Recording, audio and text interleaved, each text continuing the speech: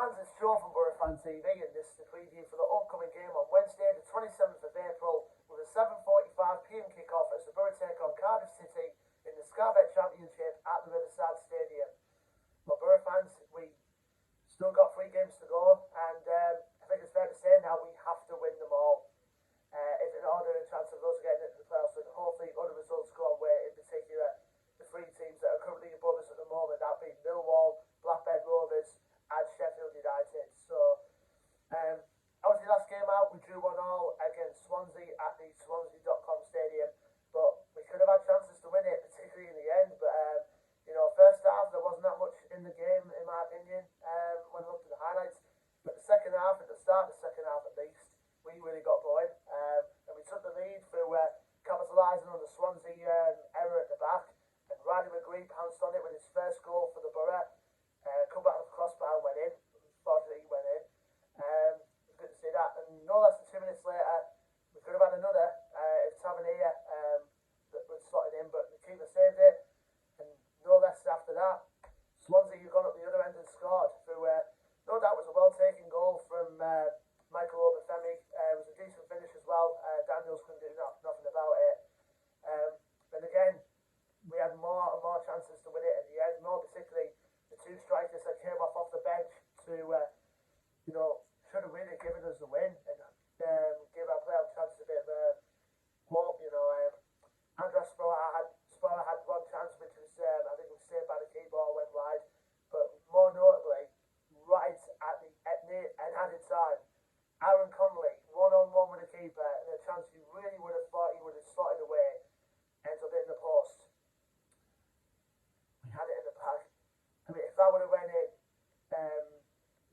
would have given our playoff hopes a bit of the boost. But it wasn't to be. It was a point. I mean, some people would say that's our chance for the playoffs over, but it does kind of in a way, but we have to win our next 3 games and just hope other results go away. But the 3 games we got left now this season are all against teams that have got nothing to play for now this season, which makes them the most dangerous.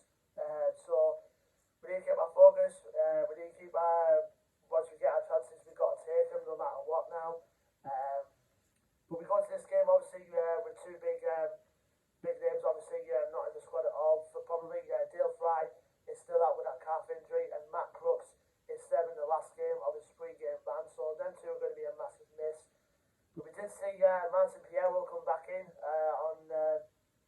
at the Swansea game, he only got a couple of minutes at a time. But it was good to see him back anyway, so it'll be interesting to see if what Chris Wilder goes with tomorrow, whether it be McGree, whether it be Piero. It's more likely will be McGree because of Piero's lack of fitness.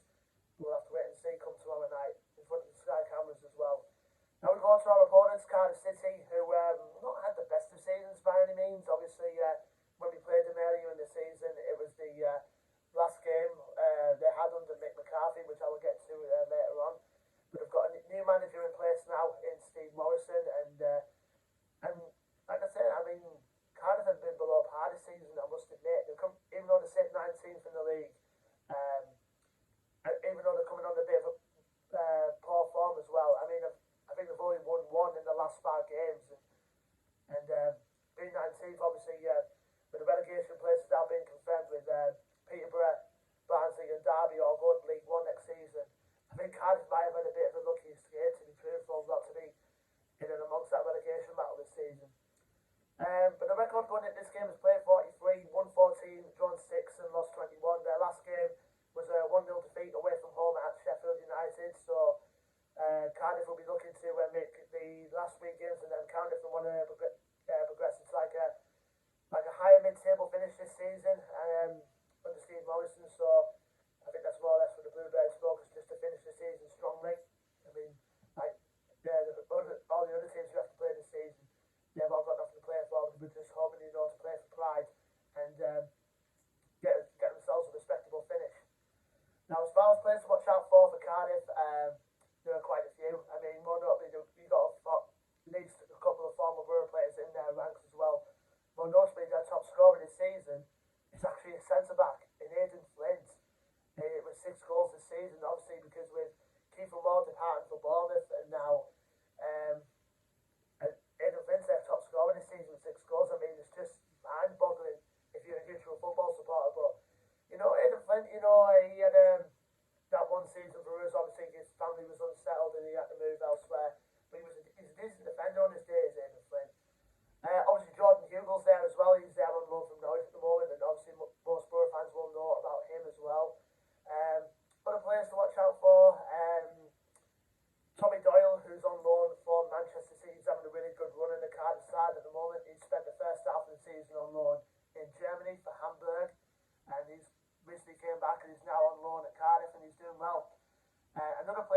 impressed me recently this season for Cardiff has been Ruben Colwill.